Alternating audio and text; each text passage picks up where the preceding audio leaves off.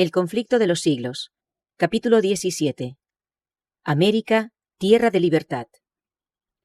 No obstante haber renunciado al romanismo, los reformadores ingleses conservaron muchas de sus formas, de manera que aunque habían rechazado la autoridad y el credo de Roma, no pocas de sus costumbres y ceremonias se incorporaron en el ritual de la Iglesia anglicana. Se aseveraba que estas cosas no eran asuntos de conciencia, que por más que no estaban ordenadas en las Santas Escrituras, y por lo mismo no eran necesarias, sin embargo, como tampoco estaban prohibidas, no eran intrínsecamente malas.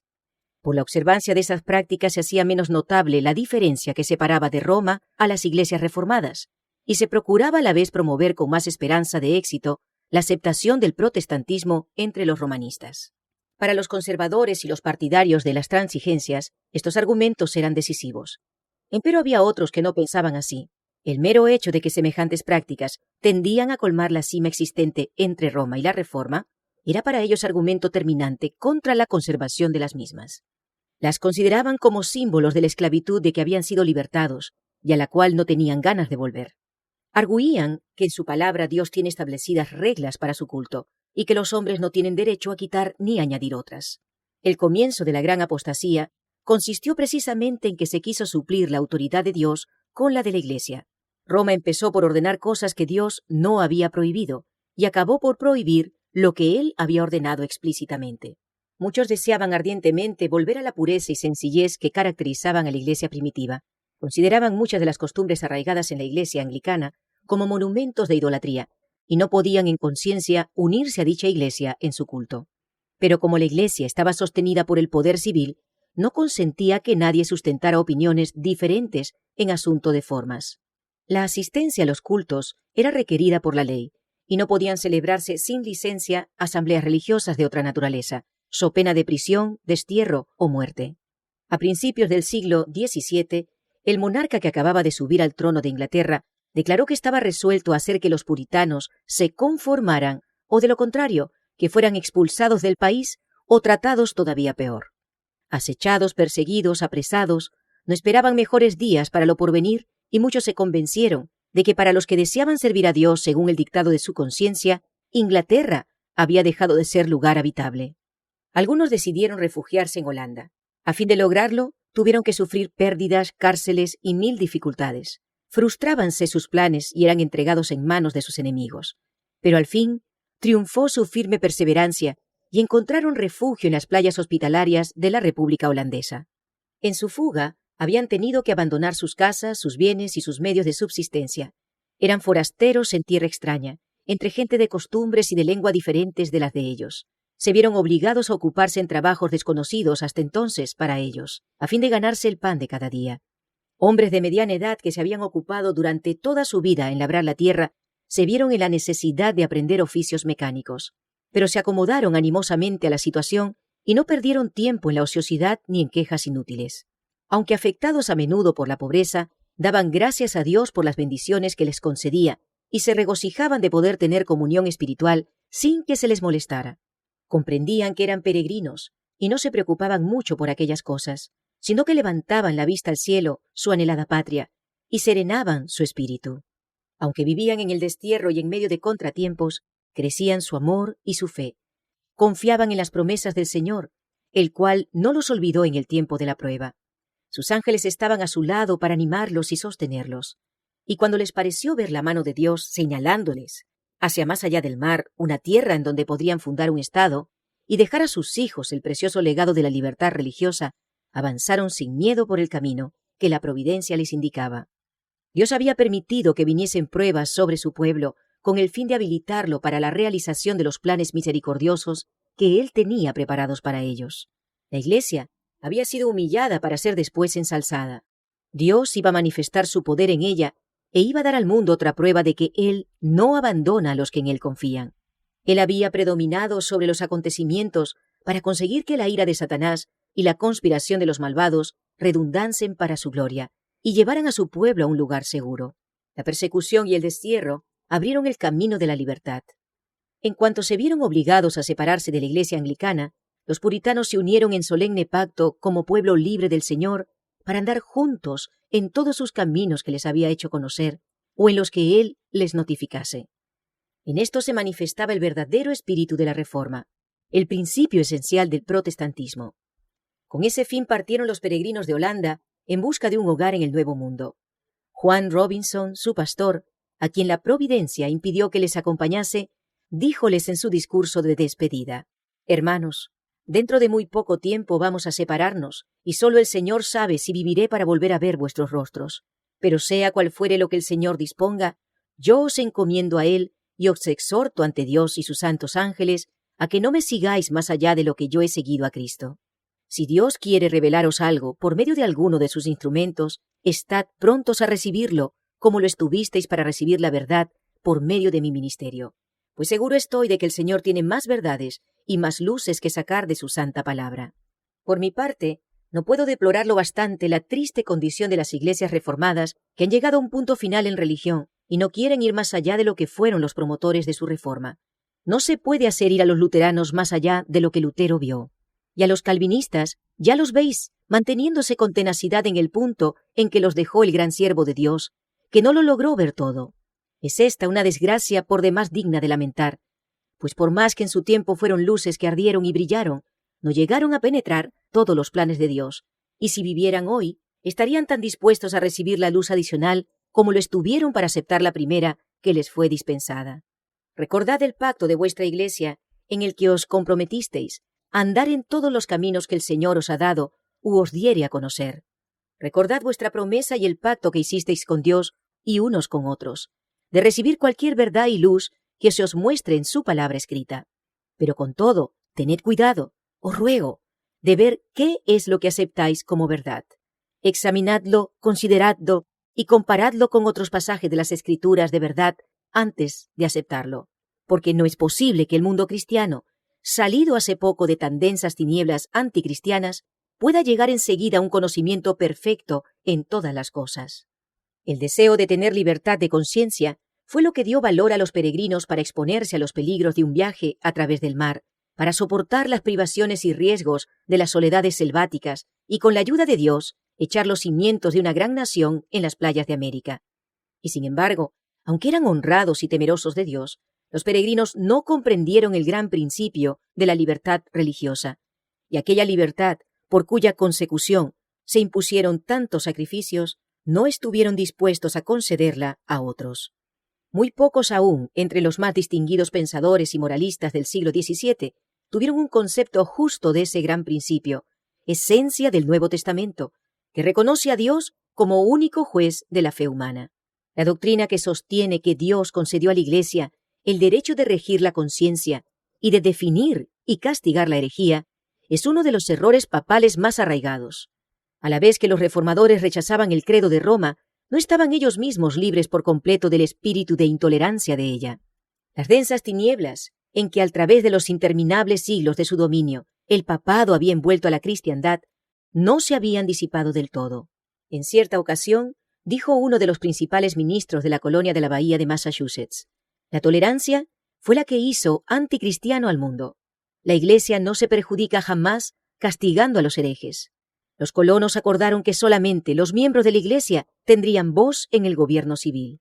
Organizóse una especie de Iglesia de Estado, en la cual todos debían contribuir para el sostén del ministerio, y los magistrados tenían amplios poderes para suprimir la herejía. De esa manera el poder secular quedaba en manos de la Iglesia, y no se hizo esperar mucho el resultado inevitable de semejantes medidas, la persecución. 11 años después de haber sido fundada la primera colonia, llegó Rogelio Williams al Nuevo Mundo. Como los primeros peregrinos, vino para disfrutar de libertad religiosa, pero de ellos se diferenciaba en que él vio lo que pocos de sus contemporáneos habían visto, a saber que esa libertad es derecho inalienable de todos, cualquiera que fuere su credo. Investigó diligentemente la verdad, pensando como Robinson que no era posible que hubiese sido recibida ya toda la luz que de la palabra de Dios dimana. Williams fue la primera persona del cristianismo moderno que estableció el gobierno civil de acuerdo con la doctrina de la libertad de conciencia y la igualdad de opiniones ante la ley. Sostuvo que era deber de los magistrados restringir el crimen, más nunca regir la conciencia. Decía: el público o los magistrados pueden fallar en lo que atañe a lo que los hombres se deben unos a otros, pero cuando tratan de señalar a los hombres las obligaciones para con Dios, obran fuera de su lugar, y no puede haber seguridad alguna, pues resulta claro que si el magistrado tiene tal facultad, bien puede decretar hoy una opinión y mañana otra contraria, tal como lo hicieron en Inglaterra varios reyes y reinas, y en la Iglesia romana los papas y los concilios, a tal extremo que la religión se ha convertido en una completa confusión. La asistencia a los cultos de la Iglesia establecida era obligatoria so pena de multa o de encarcelamiento. Williams reprobó tal ley. La peor cláusula del Código inglés era aquella en la que se obligaba a todos a asistir a la iglesia parroquial. Consideraba él que obligar a hombres de diferente credo a unirse entre sí era una flagrante violación de los derechos naturales del hombre. Forzar a concurrir a los cultos públicos a los irreligiosos e indiferentes era tan solo exigirles que fueran hipócritas. Ninguno, decía él, debe ser obligado a practicar ni a sostener un culto contra su consentimiento. ¿Cómo?, replicaban sus antagonistas, espantados de los principios expresados por Williams. ¿No es el obrero digno de su salario? Sí, respondía él, cuando ese salario se lo dan los que quieren ocuparle. Rogelio Williams era respetado y querido como ministro fiel, como hombre de raras dotes, de intachable integridad y sincera benevolencia. Sin embargo, su actitud resuelta al negar que los magistrados civiles tuviesen autoridad sobre la Iglesia y al exigir libertad religiosa no podía ser tolerada. Se creía que la aplicación de semejante nueva doctrina alteraría el fundamento del Estado y el gobierno del país. Le sentenciaron a ser desterrado de las colonias y, finalmente, para evitar que le arrestasen, se vio en la necesidad de huir en medio de los rigones de un crudo invierno y se refugió en las selvas vírgenes. Durante 14 semanas, cuenta él, anduve vagando en medio de la inclemencia del invierno, careciendo en absoluto de pan y de cama. Pero los cuervos me alimentaron en el desierto, y el hueco de un árbol le servía frecuentemente de albergue. Así prosiguió su penosa huida por entre la nieve y los bosques casi inaccesibles, hasta que encontró refugio en una tribu de indios, cuya confianza y afecto se había ganado, esforzándose por darles a conocer las verdades del Evangelio. Después de varios meses de vida errante, llegó al fin a orillas de la bahía de Narragansett, donde echó los cimientos del primer estado de los tiempos modernos, que reconoció en el pleno sentido de la palabra los derechos de la libertad religiosa. El principio fundamental de la colonia de Rogelio Williams era que cada hombre debía tener libertad para adorar a Dios según el dictado de su propia conciencia. Su pequeño estado, Rhode Island, vino a ser un lugar de refugio para los oprimidos y siguió creciendo y prosperando hasta que su principio fundamental, la libertad civil y religiosa, llegó a ser la piedra angular de la República Americana de los Estados Unidos. En el antiguo documento que nuestros antepasados expidieron como su Carta de Derechos, la Declaración de Independencia, declaraban lo siguiente: sostenemos como evidentes estas verdades, a saber, que todos los hombres han sido creados iguales, que han sido investidos por su Creador con ciertos derechos inalienables, que entre estos están la vida, la libertad y la búsqueda de la felicidad. Y la Constitución garantiza en los términos más explícitos la inviolabilidad de la conciencia. No se exigirá examen alguno religioso como calificación para obtener un puesto público de confianza en los Estados Unidos. El Congreso no dictará leyes para establecer una religión ni para estorbar el libre ejercicio de ella. Los que formularon la Constitución reconocieron el principio eterno de que la relación del hombre con Dios se halla por sobre toda legislación humana y que los derechos de la conciencia son inalienables. No se necesitaba argumentar para establecer esta verdad, pues la sentimos en nuestro mismo corazón. Fue este sentimiento el que, desafiando leyes humanas, sostuvo a tantos mártires en tormentos y llamas. Reconocían que su deber para con Dios era superior a los decretos de los hombres, y que nadie podía ejercer autoridad sobre sus conciencias. Es un principio innato que nada puede desarraigar. Cuando circuló por los países de Europa la noticia de que había una tierra donde cada hombre podía disfrutar del producto de su trabajo y obedecer a las convicciones de su conciencia, millares se apresuraron a venir al Nuevo Mundo. Las colonias se multiplicaron con rapidez.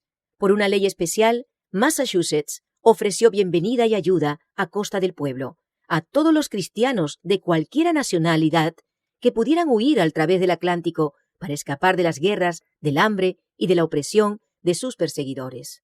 De esa manera los fugitivos y oprimidos eran por la ley considerados como huéspedes de la comunidad.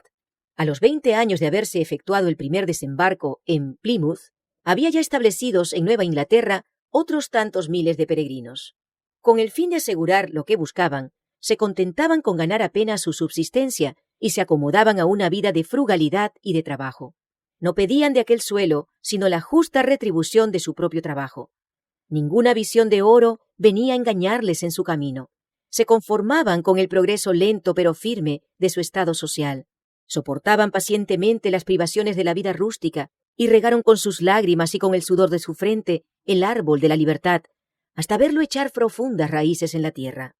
La Biblia era considerada como la base de la fe, la fuente de la sabiduría y la carta magna de la libertad. Sus principios se enseñaban cuidadosamente en los hogares, en las escuelas y en las iglesias, y sus frutos se hicieron manifiestos en lo que se ganó en inteligencia, en pureza y en templanza. Podíase vivir por años entre los puritanos sin ver un borracho, ni oír una blasfemia, ni encontrar un mendigo. Quedaba demostrado que los principios de la Biblia son las más eficaces salvaguardias de la grandeza nacional.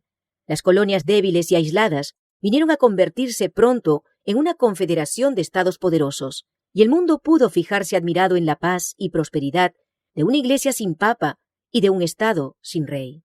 Pero un número siempre creciente de inmigrantes arribaba a las playas de América, atraído e impulsado por motivos muy distintos de los que alentaran a los primeros peregrinos. Si bien la fe primitiva y la pureza ejercían amplia influencia y poder subyugador, estas virtudes se iban debilitando más y más cada día, en la misma proporción en que iba en aumento el número de los que llegaban guiados tan solo por la esperanza de ventajas terrenales. La medida adoptada por los primitivos colonos de no conceder voz ni voto ni tampoco empleo alguno en el gobierno civil, sino a los miembros de la Iglesia, produjo resultados perniciosos.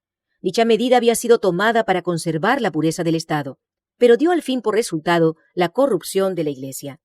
Siendo indispensable profesar la religión para poder tomar parte en la votación o para desempeñar un puesto público, muchos se unían a la Iglesia tan solo por motivos de conveniencia mundana y de intrigas políticas, sin experimentar un cambio de corazón.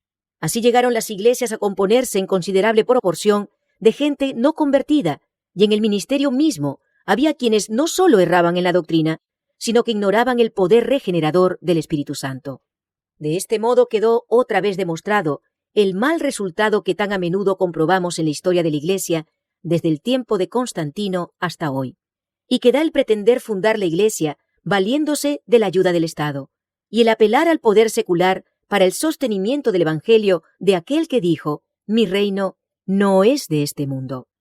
El consorcio de la Iglesia con el Estado, por muy poco estrecho que sea, puede en apariencia acercar el mundo a la Iglesia, mientras que en realidad es la Iglesia la que se acerca al mundo. El gran principio que defendieron tan noblemente Robinson y Rogelio Williams, de que la verdad es progresiva y de que los cristianos deberían estar prontos para aceptar toda la luz que proceda de la santa palabra de Dios, lo perdieron de vista sus descendientes. Las iglesias protestantes de América, lo mismo que las de Europa, tan favorecidas al recibir las bendiciones de la Reforma, dejaron de avanzar en el camino que ella les había trazado. Si bien es verdad que de tiempo en tiempo surgieron hombres fieles que proclamaron nuevas verdades y denunciaron el error tanto tiempo acariciado, la mayoría, como los judíos en el tiempo de Cristo, o como los papistas en el de Lutero, se contentaba con creer lo que sus padres habían creído y con vivir como ellos habían vivido. De consiguiente, la religión degeneró de nuevo en formalismo, y los errores y las supersticiones que hubieran podido desaparecer de haber seguido la Iglesia avanzando en la luz de la palabra de Dios, se conservaron y siguieron practicándose. De este modo, el espíritu inspirado por la Reforma murió paulatinamente, hasta que llegó a sentirse la necesidad de una reforma en las iglesias protestantes, tanto como se necesitara en la Iglesia romana en tiempo de Lutero. Se notaba el mismo estupor espiritual y la misma mundanalidad, la misma reverencia hacia las opiniones de los hombres y la sustitución de teorías humanas en lugar de las enseñanzas de la palabra de Dios. La vasta circulación que alcanzó la Biblia en los comienzos del siglo XIX y la abundante luz que de esa manera se esparció por todo el mundo no fue seguida por el adelanto correspondiente en el conocimiento de la verdad revelada, ni en la religión experimental. Satanás no pudo, como en las edades pasadas, quitarle al pueblo la palabra de Dios, que había sido puesta al alcance de todos. Pero para poder alcanzar su objeto, indujo a muchos a tenerla en poca estima. Los hombres descuidaron el estudio de las Sagradas Escrituras y siguieron aceptando interpretaciones torcidas y falsas y conservando doctrinas que no tenían fundamento alguno en la Biblia. Viendo el fracaso de sus esfuerzos para destruir la verdad por medio de la persecución, Satanás había recurrido de nuevo al plan de transigencias que condujo a la apostasía y a la formación de la Iglesia de Roma. Había inducido a los cristianos a que se aliasen, no con los paganos, sino con aquellos que por su devoción a las cosas de este mundo demostraban ser tan idólatras como los mismos adoradores de imágenes. Y los resultados de esta unión no fueron menos perniciosos entonces que en épocas anteriores. El orgullo y el despilfarro fueron fomentados bajo el disfraz de la religión, y se corrompieron las iglesias. Satanás siguió pervirtiendo las doctrinas de la Biblia, y empezaron a echar profundas raíces las tradiciones que iban a perder a millones de almas. La Iglesia amparaba y defendía estas tradiciones, en lugar de defender la fe que una vez fue entregada a los santos. Así se degradaron los principios que los reformadores sustentaron y por los cuales sufrieron tanto.